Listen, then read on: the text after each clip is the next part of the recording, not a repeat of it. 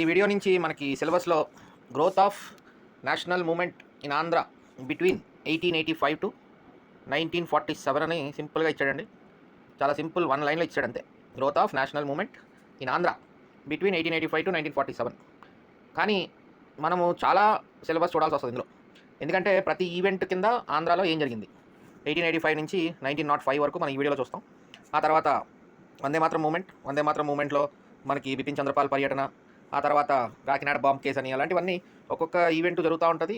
అంటే మనకి national movement, home rule moment పైన జరిగితే మనకి ఆంధ్రాలో ఏం జరిగింది, నాన్ కోఆపరేషన్ మూమెంట్ ఇండియాలో జరిగితే దానికి ఆంధ్రాలో మనం ఏం చేసాం, ఆ తర్వాత మళ్ళీ స్వరాజ్ పార్టీ, కౌన్సిల్ ఎంట్రీ, ఇలాంటివన్నీ కూడా మనం 1947 వరకు we will focus on national movement. అంటే ఇందులో ఇంకా ఆంధ్ర మూమెంట్ అనేది యాక్చువల్గా ప్యారలల్గా జరుగుతుంది. అంటే మన ఆంధ్ర స్టేట్ కోసం ఫైట్ నడుస్తూ ఉంటుంది. మెడ్రాస్ నుంచి ఆంధ్ర స్టేట్ విడిపోవాలి, సెపరేట్ ఆంధ్ర స్టేట్ కావాలని చెప్పి ఇంచుమించు మనకి 1903 నుంచే స్టార్ట్ అవుతుంది ఆ మూమెంట్ మనకి. బట్ ఇప్పుడు థర్డ్ యూనిట్లో growth of national movement in Andhra from 1885 to 1947 అన్న టాపిక్లో we will exclusively focus on national movement. ఇందులో ఎక్కడ కూడా మనకి మన ఆంధ్ర స్టేట్ ఫార్మేషన్కి సంబంధించి ఎక్కడ కనెక్షన్ ఉండదు. ఎందుకంటే మనం అది ఫోర్త్ యూనిట్లో క్షుణ్ణంగా origin and growth of Andhra moment, role of Andhra మహాసభాస్, prominent leaders, అవన్నీ కూడా, అలాగే events leading to the formation of Andhra state 1953, అలాగే role of press and news papers in the Andhra moment, అవన్నీ కూడా మనం ఫోర్త్ యూనిట్లో కవర్ చేస్తాం. సో ఇక్కడ ఈ వీడియోతో స్టార్ట్ అయ్యి మనం 1947 ఇండియన్ ఇండిపెండెన్స్ వచ్చే వరకు నేషనల్ మూమెంట్లో జరిగిన ఈవెంట్స్కి సంబంధించి మన ఆంధ్రాలో ఏం జరిగింది అనే దాని మీద మనం ఫోకస్ చేస్తాం. సో ఆ విధంగా ఈ వీడియో స్టార్ట్ చేద్దామండి. లాంగ్ వే టు గో, చాలా ఉంది మనకి. మోడర్న్ ఇండియాలో మాత్రం మోడర్న్ ఏపీకి వచ్చాం మనం. ఆల్రెడీ మీరు థర్డ్ యూనిట్లో ఇంగ్లీష్ కంటెంట్ కూడా ఇప్పటికీ మీకు ఆ టేస్ట్ తెలిసి ఉంటుంది. ఇంగ్లీష్లో నేను ఎందుకు రాస్తున్నానంటే wherever the concept is good. Telugu text బుక్లో బాగుంటే తెలుగు టెక్స్ట్ బుక్ని తీసుకుంటున్నాను, ఇంగ్లీష్ టెక్స్ట్ బుక్లో బాగుంటే ఇంగ్లీష్ టెక్స్ట్ బుక్ని తీసుకుంటున్నాను. సో అందుకని దయచేసి ఆంధ్ర హిస్టరీ వరకు మాత్రం కొంచెం ప్రయత్నం చేయండి. ఆంధ్ర హిస్టరీ ప్లీజ్ కాన్సెంట్, అంటే బోత్ లాంగ్వేజెస్ని మీరు అర్థం చేసుకోవడానికి ట్రై చేయండి. ఆంధ్ర హిస్టరీ కూడా ఇంగ్లీష్లో అర్థం చేసుకోవడం అంటూ ఇబ్బంది ఏమి ఉండదు, ఎందుకంటే అదే పేర్లు అదే సందర్భం కాబట్టి కొంచెం ప్రయత్నం చేయండి. ఇంగ్లీష్ని సమానంగా చూడండి తెలుగు మీడియం స్టూడెంట్స్. ఇంకా ఇంగ్లీష్ మీడియం స్టూడెంట్స్ అయితే మనకి తెలుగులో చదవాల్సిందే ఆంధ్ర హిస్టరీ, వేరే మార్గం లేదు. So focus on Telugu concepts. Telugu medium students అయితే మాత్రం కొంచెం ఇంగ్లీష్లో కూడా విని చదవడానికి ప్రయత్నం చేసి గుర్తుపెట్టుకోవడానికి ప్రయత్నం చేయండి. ఆ మోడర్న్ ఏపీ కాబట్టి అంత ఇబ్బంది ఉండకపోవచ్చని నా అభిప్రాయం. దయచేసి ఇబ్బంది ఉన్నా సరే కొంచెం ప్రయత్నం చేయండి, ఎందుకంటే కొన్ని టాపిక్స్ డెఫినెట్లీ నేను మొత్తం ఆంధ్ర హిస్టరీ అంతా రాసేసి ఉన్నాను కాబట్టి డెఫినెట్లీ కొన్ని చోట్ల ఇంగ్లీష్ టెక్స్ట్ బుక్లో చాలా ఇన్ఫర్మేషన్ చాలా కాన్సెప్ట్ ఓరియంటెడ్గా ఉంటుంది కొన్ని చోట్ల. అందుకని దయచేసి please give equal importance to both languages in modern AP. Okay, ఈ 1885 అనే ఇయర్ మన ఇండియన్ నేషనల్ మూమెంట్లో ఒక ల్యాండ్ మార్క్ ఇయర్. మీకు తెలిసిన విషయమే, ఆల్రెడీ ఇండియన్ హిస్టరీలో చదివి ఉండొచ్చు. ఒకవేళ చదవకపోయినా ఇప్పుడు చూడండి, గుర్తుపెట్టుకోండి. 1885లో December 28న బాంబేలో మన ఆల్ ఇండియా కాంగ్రెస్ స్థాపితమైందనమాట. భారత జాతీయ కాంగ్రెస్ అనేది ఎస్టాబ్లిష్ చేయడం జరిగింది. ఈ చారిత్రక సభకు మన ఆంధ్రులైన P Rangaiah Naidu, P Anandacharyulu, very important personality, మనం నెక్స్ట్ చూస్తాం. అలాగే ఆంధ్ర భీష్మ అనే బిరుదు ఉన్న న్యాపతి సుబ్బారావు గారు రాజమండ్రి ఆయన. ఈ పర్సనాలిటీ మనకి త్రూ అవుట్ తగులుతారండి. మొత్తం ఇక్కడ ఇంకా ఆంధ్ర మూమెంట్లో మనకి ఇంకా ఎక్కువ తగులుతారు న్యాపతి సుబ్బారావు అని ఆయన. So you have to remember this Andhra Bhishma Nyapathi Subbarao గారిని బాగా మైండ్లో పెట్టుకోవాలి. తర్వాత వెంకట సుబ్బారాయుడు గారు మచిలీపట్నం ఆయన, గుత్తి కేశవ పిల్లై అనంతపురం. ఇక్కడ these two personalities very important, P Anandacharyulu, Nyapathi Subbarao. Nyapathi Subbarao గారికి ఆంధ్ర భీష్మ అంటే ఇంకా పెద్ద ఆయన అనమాట. అన్ని చోట్ల ఉంటారు ఈయన, అన్ని చోట్ల కూడా చాలా ఎఫర్ట్స్ పెట్టారు. మొత్తం ఇంకా ఆంధ్ర మూమెంట్లో మనకి చాలా వరకు ఈయన పాత్ర ఉంటుంది. సో ఈయనకి ఆంధ్ర భీష్మ అనే బిరుదు ఉంది, ఇవ్వడం జరిగింది. తర్వాత next important, very important question oriented, questions చాలాసార్లు వచ్చింది ఈ పర్టికులర్ దాని మీద. ఇక్కడ 1891లో ఈ చిత్తూరు వాస్తవ్యులైన ఎవరు, మన పి ఆనందాచార్యులు అని చూడండి, చిత్తూరు వాస్తవ్యుడు ఆయన. ఈ ఆనందాచార్యులు గారు నాగ్పూర్ మహాసభ ఐఎన్సీ ఇండియన్ నేషనల్ కాంగ్రెస్లో, అంటే మనకి 1885 నుంచి ప్రతి ఇయర్ కూడా ఇండియన్ నేషనల్ కాంగ్రెస్ జరిగింది. 1947 తర్వాత కూడా జరిగింది, 1955లో కూడా జరిగింది. మనకి 1955లో అవార్డీ సెషన్ అని ఉంటుంది. సో అట్లాగా మనకి ప్రతి ఇయర్ కూడా ఐఎన్సీ జరుగుతూ ఉన్నాయి. ఈ నాగ్పూర్ మహాసభకు ఈయన అధ్యక్షుడిగా ఎన్నికయ్యారనమాట. ఈయన కాంగ్రెస్ అధ్యక్షుడైన తొలి తెలుగువాడే కాదు, తొలి సౌత్ ఇండియన్, తొలి దాక్షిణాత్యుడు కూడా. సో ఇక్కడ మనకి ఎన్ని రకాల క్వశ్చన్లు అడగచ్చు అంటే, ఏ ఇయర్లో అని అడగచ్చు, ఎవరు అని అడగచ్చు, ఏ సభ అని కూడా అడగచ్చు. ఇప్పటిదాకా మనకి చాలా చోట్ల రకరకాల ఏపీఎస్సీ క్వశ్చన్ పేపర్లు అయితే ఇయర్ అడుగుతారు, లేకపోతే పి ఆనందాచార్యులు అది ఎవరు అని అడుగుతారు. బట్ ఇప్పుడు దాకా ఎక్కడ కూడా నాగ్పూర్ అన్నదాన్ని క్వశ్చన్ ఎక్కడ నేను చూడలేదు. సో అందుకని ఇప్పుడు నాగ్పూర్ అని అడగచ్చు. ఏ ప్లేస్లో 1891లో పి ఆనందాచార్యులు గారు, మన తొలి తెలుగు ఆయన పి ఆనందాచార్యులు గారు ఏ ఊరిలో జరిగిన మహాసభకు 1891లో అధ్యక్షత వహించారు అని అడగచ్చు. సింపుల్, అంటే మనం ఎంతసేపు కాన్సన్ట్రేట్ చేసేది 1891 మీద కాన్సన్ట్రేట్ చేస్తాం, ఆనందాచార్యులు అని చదువుతూ వెళ్ళిపోతాం. బట్ నాగ్పూర్ సెషన్ అంటే అది కూడా అడిగే అవకాశం ఉంటుంది కదండి. సో అట్లాగా ఆంధ్ర హిస్టరీలో కొంచెం maximum each and every detail important దగ్గర అన్ని రకాల యాంగిల్ కవర్ చేస్తాం.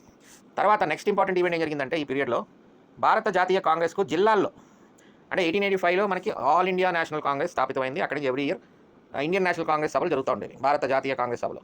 కానీ 1892లో కాంగ్రెస్ సంఘాలు, జిల్లాల్లో కాంగ్రెస్ సంఘాలు ఏర్పరచడం ఆంధ్ర ప్రాంతం నుండే మొదలైంది. వెరీ ఇంపార్టెంట్, మనకు క్వశ్చన్ కూడా వచ్చింది. 1892లో ఏర్పడిన కృష్ణా జిల్లా రాజకీయ సభ బహుశా దేశంలోనే మొదటి జిల్లా స్థాయి సభ అని రాష్ట్ర కాంగ్రెస్ సంఘాలకు నాంది అని చెప్పవచ్చు. అంటే అప్పటికి ఇంకా స్టేట్ కాంగ్రెస్ ఇంకా ఫామ్ అవ్వలేదు. స్టేట్ కాంగ్రెస్ ముందే 1892లో కృష్ణా జిల్లా రాజకీయ సభ ఏర్పరిచారు అనమాట. So this is the first district Congress meeting held more in India also. So అందుకని వెరీ ఇంపార్టెంట్ క్వశ్చన్ ఇది. మనకి ప్రతి ఎగ్జామ్లో కూడా ఎక్కడో చోట ఏదో ఒక డెఫినెట్గా ఈ క్వశ్చన్ రావడానికి అవకాశాలు చాలా ఎక్కువ ఉంటాయి. ఒక ఇయర్లో కూడా అడిగారు ఈ పర్టికులర్ క్వశ్చన్. సో ఇది ఎక్కడ జరిగింది? ఈ కృష్ణా జిల్లా రాజకీయ సభ 1892లో ఎక్కడ జరిగింది అంటే ఇప్పుడు మనకి ఒకవేళ స్టేట్మెంట్ రూపంలో ఇచ్చారనుకోండి, ఇలా ఇస్తారనమాట. దేశంలో మొట్టమొదటి జిల్లా స్థాయి సభ రాష్ట్ర కాంగ్రెస్ సంఘాలకు నాంది అని చెప్పవచ్చు, అదొక స్టేట్మెంటు. జిల్లాల్లో అలాగా 1892లో కృష్ణా జిల్లా రాజకీయ సభ ఏర్పరిచారు, అది గుంటూరులో జరిగిందని, తొలి సమావేశం గుంటూరులో జరిగిందని, ఇవే స్టేట్మెంట్స్ అనమాట. ఆ స్టేట్మెంట్లు ఇచ్చేసి సింపుల్గా ఏదో చిన్న తప్పు పెడతాడు, 1893 అంటాడు, లేకపోతే విజయవాడ అంటాడు, ఎక్కడో చోట ఒక స్టేట్మెంట్ తప్పు పెడతాడు. సో ఇదే మనం చదివే దాంట్లోంచే స్టేట్మెంట్ రూపంలో వస్తాయి. మనం స్టేట్మెంట్ ఎందుకు కష్టం అనుకుంటాం? కాన్సెప్ట్ పెరుగుతుంది కాబట్టి, మనం గుర్తుపెట్టుకోవాల్సిన కంటెంట్ పెరుగుతుంది కాబట్టి మనకి స్టేట్మెంట్స్ ఇబ్బందిగా అనిపిస్తాయి. అదే వన్ వర్డ్ ఐడెంటిఫై చేయమన్నాడు అనుకోండి, గుంటూరు 1892 అది చూడగానే మనకు ఆన్సర్ దొరికేస్తుంది.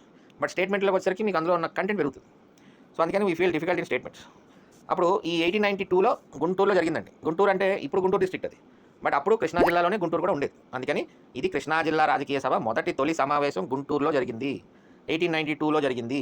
దీని ఎవరి ఆధ్వర్యంలో జరిగింది? రామస్వామి గుప్తా అనే వారి ఆధ్వర్యంలో జరిగింది. ఇవన్నీ కూడా క్వశ్చన్సే మనకి. స్టేట్మెంట్లు అయితే స్టేట్మెంట్లు, క్వశ్చన్లు అయితే క్వశ్చన్లు. తర్వాత అదే కృష్ణా జిల్లా రాజకీయ సభ 1893లో మచిలీపట్నంలో రెండో సమావేశం జరిగింది. అదే కృష్ణా జిల్లా రాజకీయ సభ 1894లో ఏలూరులో మూడో సమావేశం జరిగింది. నేను పర్టికులర్గా కృష్ణా జిల్లా రాజకీయ సభ ఎందుకంటున్నానంటే, మీరు నోట్స్లో నేను ఎంటర్ చేసుకోండి. కొన్ని ఈ పర్టికులర్ టాపిక్ రాస్తున్నప్పుడు ఇక్కడ నేను చెప్పబోయేది రాలేదు. తర్వాత ఓవరాల్గా ఎక్కడో వేరే చోట ఎక్కడో నాకు కొన్ని నోట్స్ రాస్తున్నప్పుడు కొన్ని తగులుతూ ఉంటాయి. అదేంటంటే 1895లో గోదావరి జిల్లాలో జరిగిందన్నమాట. 1895లో గోదావరి జిల్లాలో జిల్లా రాజకీయ సభ జరిగింది. ఈ మూడు ఏంటి? 1892, 1893, 1894 అంతా కూడా కృష్ణా జిల్లా రాజకీయ సభే. మొదటిదేమో గుంటూరులో జరిగింది 1892లో, 1893లో మచిలీపట్నంలో జరిగింది, 1894 ఏలూరులో జరిగింది. ఇదంతా కృష్ణా జిల్లానే అప్పట్లో. తర్వాత 1895లో గోదావరి జిల్లాలో జరిగిందన్నమాట. అంటే ఒక రకంగా రెండవ జిల్లా సమావేశం అనుకోవచ్చు. అంటే కృష్ణా జిల్లాలో జరిగిన సమావేశం 1892లో జరిగితే, గోదావరి జిల్లాలో జరిగిన జిల్లా కాంగ్రెస్ సమావేశం 1895లో జరిగింది. సో అది మీరు వెంటనే నోట్ చేసుకోండి. కొన్ని పీడిఎఫ్లో లేనివి ఎక్కడో చోట అంటూ ఉంటాను, 1 or 2 అంటే ఒక వీడియోలో ఏదైనా ఒక పాయింట్ రావచ్చు నా మైండ్లోకి, ఎందుకంటే నేను మొత్తం ఆంధ్ర హిస్టరీ అంతా రాసున్నాను కాబట్టి. సో ఆ కనెక్షన్ నాకు ఎక్కడో చోట తగులుతూ ఉంటుంది. ఇప్పుడు ఆల్రెడీ మనం లాస్ట్ టైం చూసాం ఆంధ్ర ప్రకాశి అంటే 1885 నుంచి 1905 మధ్యలో చెప్పుకోదగ్గ తెలుగు పత్రికలు సుమారు 20 ఉండేవి. అందులో ఆంధ్ర ప్రకాశిక ఇది మనం ఆల్రెడీ ముందే చూసాం. ఏది ఏసీ పార్థసారథి నాయుడు ఏపీ అని గుర్తుపెట్టుకోమన్నాను. ఫస్ట్ పొలిటికల్ తెలుగు జర్నల్ అని చెప్పాను. సో అలాగే శశిరేఖ. తర్వాత కృష్ణ పత్రిక వచ్చేసరికి మనం ఆల్రెడీ చూసాం 1902లో మచిలీపట్నంలో కొండా వెంకటప్పయ్య వస్తుంది, కిందే ఉంది. వివేకవర్ధిని మనం ఆల్రెడీ చూసాం 1874. రసికొల్లాసిని అనేది ఒక పత్రిక. ఇక్కడ దేశాభిమాని అని కొత్తగా వచ్చింది ఒకటి. ఈ దేశాభిమాని అనే పత్రికే మన ఆంధ్ర స్టేట్ ఉద్యమం, మన ఆంధ్ర సెపరేట్ స్టేట్ ఉద్యమం 1903లో స్టార్ట్ అయ్యి మనకి 1953లో ఆంధ్ర రాష్ట్రం అవతరణ పడడానికి మొట్టమొదటి పత్రిక, బాగా కృషి చేసిన పత్రిక ఏంటంటే అంటే దేశాభిమాని అనమాట. సో అందుకని మనం 1885 to 1905లో ఉన్నాం కాబట్టి ఇది వచ్చింది. మనం దీని గురించి డీటెయిల్డ్గా ఎవరు ఏంటి ఎప్పుడు స్థాపించారు ఇవన్నీ కూడా, లేదా దేశాభిమాని ఏ విధంగా మన ఆంధ్ర ప్రజల్ని ఉత్తేజపరిచి అవన్నీ కూడా మనం 4th యూనిట్లో చూస్తాం ఈ దేశాభిమాని విషయంలో. సో అట్లాగా నేను ఆల్రెడీ మొత్తం అన్ని రాశాను కాబట్టి ఎక్కడో చోట ముందు వెనకానే కనెక్షన్ ఒకటి వస్తూ ఉంటుంది. సో అది మీరు కొంచెం జాగ్రత్తగా విని గుర్తుపెట్టుకుంటే మీకు కూడా ఆ కనెక్షన్ డెవలప్ అవుతుంది రేపొద్దున. ఇవన్నీ కూడా అనేక విషయాలపై వ్యాసాలు రాసి ప్రజల్ని చైతన్యవంతులు చేశాయి. కృష్ణా పత్రికను ఇందాక మనం ఆంధ్ర భీష్మ అన్నాం. ఎవరిని? జ్ఞాపతి సుబ్బారావు గారిని. ఇప్పుడు కొండా వెంకటప్పని ఏమంటున్నాం? దేశభక్త అంటున్నాం అనమాట. సో కొన్ని బిరుదులు ఉంటాయి, ఆంధ్రరత్న, దేశభక్త, ఆంధ్ర భీష్మ. అలాగా మనకి మోడర్న్ ఏపీలో అందరికీ ఏదో ఆంధ్ర కేసరి, టంగుటూరు ప్రకాశం పంతులు గారు, సైమన్ కమిషన్ టైంలో అలా కొంతమందికి బిరుదులు ఉంటాయి. అవన్నీ కూడా మనం జాగ్రత్తగా గుర్తుపెట్టుకోవాలి. ఎందుకంటే ఒక క్వశ్చన్ వచ్చింది అనుకోండి గబుక్కని, ఆ క్వశ్చన్ పోకూడదు కదా అలా. సో ఇది మచిలీపట్నంలో కొండా వెంకటప్పయ్య గారు స్థాపించారండి. యాక్చువల్లీ ఇక్కడ ముట్నూరు కృష్ణారావు సంపాదకుడు మన అందరికీ తెలుసు. కానీ యాక్చువల్గా ఫస్ట్ 1902లో కదా ఇది స్థాపించింది. ఫస్ట్ ఎడిటర్ ఎవరంటే దాసు నారాయణ రాజు. ఇది కూడా నాకు తర్వాత తగిలిందనమాట. దాసు నారాయణ రాజు వీళ్ళిద్దరూ కలిసి పెడతారు, కొండా వెంకటప్పయ్య గారిని దాసు నారాయణ రాజు పెడతారు. సో టెక్నికల్గా first editor is this fellow అనమాట. తర్వాత ముట్నూరు కృష్ణారావు గారు అరౌండ్ 1906లోనే ఎప్పుడో కలుస్తారు ఈ మన కృష్ణా పత్రికని 1906లో ఎప్పుడో ఎడిటర్గా జాయిన్ అవుతారు అనమాట. ఇనీషియల్గా మాత్రం దాసు నారాయణరాజు. ఆ విధంగా వీళ్ళేంటి ఇక్కడ ఈ కృష్ణా పత్రికా కార్యాలయంలో రాజకీయవేత్తలు, నాయకులు, సాహితీ ప్రియులు తరచూ సమావేశాలు జరిపి వివిధ అంశాలను చర్చిస్తూ ఉండేవారు. సో అది మన కృష్ణా పత్రిక గురించి. సో ఇక్కడ ఒక స్టేట్మెంట్ ఇచ్చి ఈ స్టేట్మెంటు ఏ పత్రిక వారు అన్నారు అంటే మనకి లాస్ట్ లోకరంజని చూసాం కదా, ఫేమస్ క్వశ్చన్ కదా అది. బ్రిటిష్ క్రౌన్లో కంటే కంపెనీ పాలనలోనే మన భారతీయులు చాలా ఆనందంగా ఉన్నారు, క్రౌన్కి వచ్చేసరికి రాణిగారి చేతిలోకి వచ్చారు ఇంకా దరిద్రంగా తయారయ్యారని చెప్పి లోకరంజని అనే paper statement very powerful statement మనకి క్వశ్చన్ రూపంలో కూడా వచ్చింది. ఇక్కడ వృత్తాంత చింతామణి అనే ఒక పేపర్ ఏం రాసిందంటే అంటే something related to drain of wealth. అంటే మనం దాదాబాయి నవరోజీ గారి గురించి చెప్పగానే డ్రైన్ ఆఫ్ వెల్త్ అంటాం. డ్రైన్ ఆఫ్ వెల్త్ థియరీ అంటే మన ఇండియా నుంచి వెల్త్ అంతా బ్రిటిష్ వాళ్ళకి వెళ్ళిపోతుంది అనేది ఈ కాన్సెప్ట్ కదండి. ఇక్కడ చూడండి, ఇంగ్లాండ్లో ఇండియా కార్యాలయం అంటే ఇప్పుడు ఇండియా కార్యాలయం అంటే ఎవరు? Secretary of state. మనకి నేషనల్ మూవ్మెంట్లో సెక్రటరీ ఆఫ్ స్టేట్ అని ఉంటారు, వైస్రాయ్ ఉంటాడు. Viceroy secretary of state viceroy ఉంటాడు. అందుకనే మనకి మోర్లే మింటో రిఫార్మ్స్ అంటారు. అంటే సెక్రటరీ ఆఫ్ స్టేట్ అక్కడ ఎవరు? మోర్లే. వైస్రాయ్ ఎవరు? మింటో. అలాగ అంటారు అనమాట, మోర్లే మింటో. అంటే మన చిన్నప్పుడు స్కూల్లో మింటో మోర్లే అని చదువుకుంటాం, but that's not correct. It is మోర్లే Minto. మోర్లే is secretary of state, viceroy is Minto. అలాగే మాంటెగు చేమ్స్ ఫోర్డ్ రిఫార్మ్స్ అంటాం మనం 1917 వచ్చేసరికి. మాంటెగు అంటే సెక్రటరీ ఆఫ్ స్టేట్ అనమాట, చేమ్స్ ఫోర్డ్ అంటే వైస్రాయ్. మాంటెగు చేమ్స్ ఫోర్డ్ రిఫార్మ్స్, అందుకని ఫోర్డ్ మొదటిది చివరిది కలిపి ఫోర్డ్ రిఫార్మ్స్ అంటారు. Ford reforms. సో ఇక్కడ ఏమంటాడు, వృత్తాంత చింతామణిలో ఇంగ్లాండ్లో ఇండియా కార్యాలయం అంటే ఆ సెక్రటరీ ఆఫ్ స్టేట్ ఒక ఆఫీస్ ఇంగ్లాండ్లో ఉండేది, వైస్రాయ్ ఏమో ఇండియాలో ఉంటుంది. ఈ సాలు సరివేం అంటే సంవత్సరానికి 65 లక్షల పౌండ్లు భారత ఖజానా నుండి చెల్లించడం అన్యాయం అని, విదేశీ పాలనలో భారతీయులు న్యాయాన్ని కాంక్షించడం ఎండమావుల వేట అని, అందుచే సమైక్యంగా ప్రభుత్వాన్ని ఎదిరించడమే కర్తవ్యమని వృత్తాంత చింతామణి రాసింది. అంటే కబుక్కని స్టేట్మెంట్ అడిగి ఏ న్యూస్ పేపర్ రాసిందని అడిగే అవకాశాలు ఉంటాయి ఒక్కొక్కసారి. అంటే వెరీ థర్డ్ లేయర్ క్వశ్చన్. అంటే మనల్ని క్వశ్చన్ ఎట్టి బస్సులో నీకు ఆన్సర్ చేయకూడదు అంటే అలాంటి క్వశ్చన్ ఇస్తారనమాట. మన గ్రూప్ 2 ప్రిలిమినరీ పేపర్ ఇచ్చారు చూడండి, ఈ ఆన్సర్ చేయకూడదు అన్నట్టు ఇచ్చారు క్వశ్చన్ పేపర్, అంతే కదా. అలా ఉండదు జనరల్గా. తర్వాత రాజకీయ సభల కార్యక్రమాలు పత్రికా ప్రచారం ఫలితంగా ప్రజల్లో కలిగిన చైతన్యానికి నిదర్శనగా 1894లో ఒక సంఘటన జరిగింది. ఇది కూడా మనకి ఇంపార్టెంట్ కాన్సెప్ట్. ఇది ప్రభుత్వం నీటి తీరువ పెంచింది. అంటే ఇరిగేషన్ ఫెసిలిటీస్ ప్రొవైడ్ చేసినప్పుడు వాటర్ రేట్ కలెక్ట్ చేసేవారు, వాటర్ మీద కొంచెం డబ్బులు కలెక్ట్ చేసేవారు, దాన్ని పెంచిందన్నమాట గవర్నమెంట్. అప్పుడు అందుకు నిరసనగా ఏలూరులో గుర్తుపెట్టుకోండి, ఏలూరు 1894 కృష్ణా జిల్లా రైతులు మహాసభ అనేది ఒకటి జరుపుకుని తీరువ తగ్గించే వరకు పన్ను చెల్లించరాదని నిర్ణయించి అమలు జరిపారు. ఇప్పుడు మనం దీన్ని ఆ తర్వాత గుడివాడ మొదలైన చోట్ల రైతులు అరెస్ట్ కావడానికి కూడా సిద్ధపడ్డారు. సో దీని ఈ ఇన్సిడెంట్ని మనం ఇంపార్టెంట్ ఎందుకంటే అంటే ఇది సంథింగ్ లైక్ పన్నుల నిరాకరణ సత్యాగ్రహ ఉద్యమంగా నిర్ణయించవచ్చు. మనకి పన్నుల నిరాకరణ ఎప్పుడు వస్తుంది? నో ట్యాక్స్ క్యాంపెయిన్ పెదనందిపాడు అంటాం. అది ఎప్పుడంటే నాన్ కోఆపరేషన్ మూవ్మెంట్ 1920 నుంచి 1922 వరకు నాన్ కోఆపరేషన్ మూవ్మెంట్ చేయమని మన గాంధీ గారు పిలిపిస్తే, సో మొత్తం స్కూల్స్ అన్ని మానేసి అక్కడ ట్యాక్స్ కూడా కట్టకుండా నాన్ కోఆపరేషన్ అనమాట. అందులో మన ఆంధ్రాలో నో ట్యాక్స్ క్యాంపెయిన్ అని ఒకటి ఉంటుంది, పెదనందిపాడు అంటాం మనం. సో ఇది 1922 to 22 మధ్యలో జరిగిన సంఘటన. కానీ ఇక్కడ 1894లోనే పన్నులు చెల్లించరాదని ఈ సంఘటనలో చేశారనమాట వీళ్ళు. అందుకని దీన్ని చిన్న ఎత్తున పన్నుల నిరాకరణ సత్యాగ్రహోద్యమంగా నిర్ణయించవచ్చు. సో అందుకని దిస్ ఈజ్ వెరీ ఇంపార్టెంట్. 1894 ఏలూరులో వాటర్ ట్యాక్స్ పెంచడం వల్ల కృష్ణా జిల్లా రైతుల సంఘం పన్ను చెల్లించరాదని నిర్ణయించి అమలు జరిపారు. చివరికి కొంచెం తగ్గించారనుకోండి tax, that was a success. Okay, ఇది దాని కరస్పాండింగ్గా ఇంగ్లీష్లో టెక్స్ట్ బుక్లో ఒకసారి రివిజన్ లాగా ఉంటుంది మనకి. Andhra in the first phase of national movement 1885 to 1905. The foundation of Indian National Congress 1885లో జరిగింది. Gave a fertile opportunity for the Andhras to show their strength and stamina. At the first session of INC held at Bombay in the year 1885 a number of delegates, చాలామంది వచ్చారు. బెర్హాంపూర్ నుంచి, మచిలీపట్నం నుంచి, కడప నుంచి, బెల్లారి నుంచి, అనంతపురం నుంచి వెళ్ళారనమాట. అందులో ముఖ్యులు ఎవరంటే పి రంగయ్యనాయుడు, పి ఆనందచార్యులు, మన ఆంధ్ర భీష్మ న్యాయపతి సుబ్బారావు గారు. పి ఆనందచార్యులు అనగానే నాగ్పూర్ సెషను ప్రిసైడ్ చేశారు 1891లో.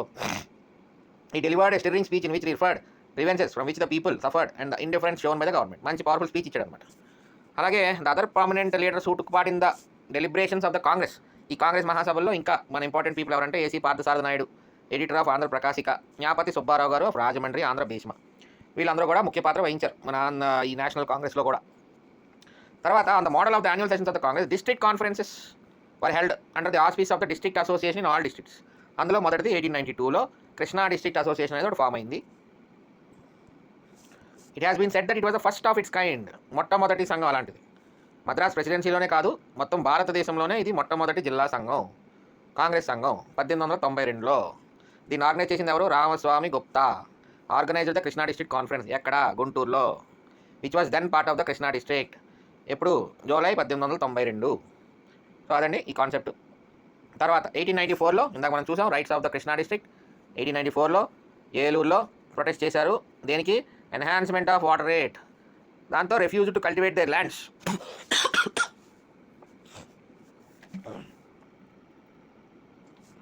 అంటే పంట పండించకపోతే ట్యాక్స్ కట్టినట్టే కదా, పంట ఉంటేనే కదా tax. So until the unless the rate was reduced. This may be considered as a prelude to the later day no tax campaigns. So తర్వాత వచ్చే నో ట్యాక్స్ క్యాంపెయిన్స్కి ఇది ముందుగా జరిగిందని చెప్తున్నాడు అనమాట ప్రిల్యూడ్ అంటే.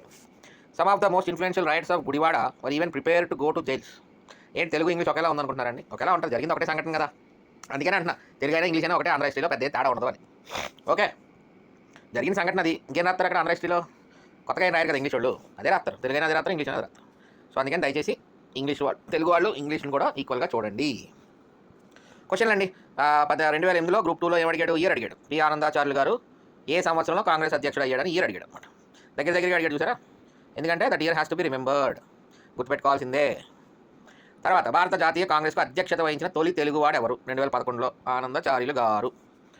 తర్వాత కృష్ణా జిల్లా కాంగ్రెస్ సంఘ తొలి సమావేశం ఎక్కడ జరిగింది? గుంటూరులో జరిగింది. ఏలూరు ఆ తర్వాత మచిలీపట్నంలో జరిగింది, ఆ తర్వాత ఏలూరులో జరిగింది కదా. 1892, 1893, 1894, 1895లో ఏం చెప్పాను? గోదావరి జిల్లా సంఘం జరిగింది. రాజమండ్రిలో అనుకుంటా. గోదావరి జిల్లా సంఘం 1895లో జరిగింది. అదండి క్వశ్చన్స్ 1885 to 1905.